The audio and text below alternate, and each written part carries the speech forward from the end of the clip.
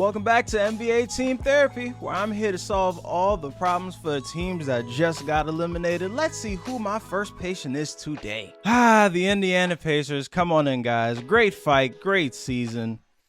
Your chief complaint here is self-awareness is what I want you to practice this year. But let's talk real quick. Where are you actually as a team compared to where you think you are? What do you take away from that Celtics series? Do you take away, yeah, we got swept, but all those games were close, and if we had Tyrese Halliburton, maybe we could have won? Sounds legit. Maybe. Or do you say we overachieved, we had a historic shooting day against the New York Knicks, and we can't rely on that next year? Let's see if we can change some things, which is the way I would go.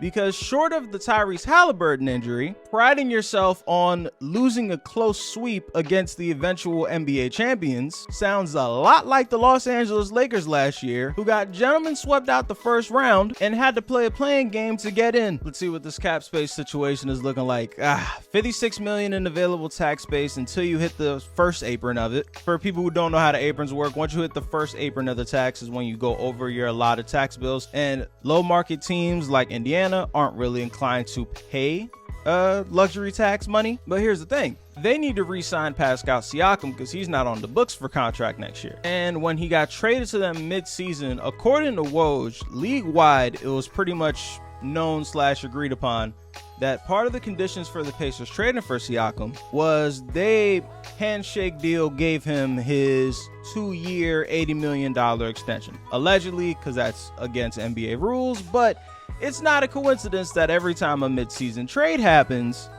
that person who got traded to the team mid-season, short of anything cataclysmic happening, ends up getting a large extension. So that's $40 million gone for the next year anyways.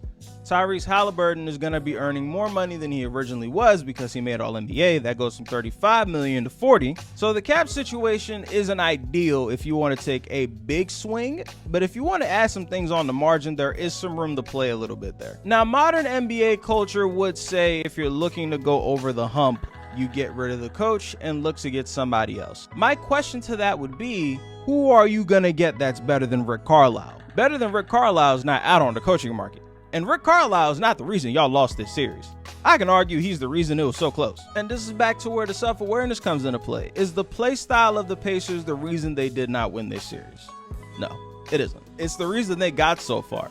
It's the thing that made the Pacers so interesting all year long is this chaotic yet in control play style, which is how they've been able to make up for their lack of size and still dominate in points in the paint because they're able to make all these defenses rotate and rotate and rotate again until the point where their center standing in the corner and then here comes Pascal Siakam on a slot cut straight to the rim. I know, I just watched 4 straight games of it against the Celtics. It's really annoying. And then the player I have the biggest question on for the Pacers though is Andrew Nembhard. Because here's where shit gets tricky. Do you truly believe that Andrew Nembhard is the player he showed you against the Celtics or the player he was all year long? Will he be able to give you that type of production with Tyrese Halliburton back in the lineup?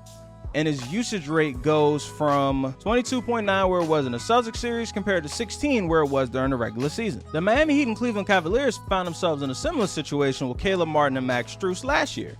Because they played so damn well against the Celtics, they ended up giving them big extensions only for them to come back this year and not play nearly as well as they did in the playoffs. Because they didn't get the memo that all role players turn into Michael Jordan against the Celtics for God knows why. TJ McConnell, same thing. So let's look at the draft capital here. Looking at a first round pick from Oklahoma City, Los Angeles Clippers, Utah, or Houston. It's pick swap on top of pick swap on top of pick swap. NBA draft capital is weird because all the trades. I'm not even going to try to get into it. They have a first round pick this year. They have Milwaukee's second round pick this year, and then no first rounders for the rest of the decade because of the past Siakam trade, and they have nothing but second rounders.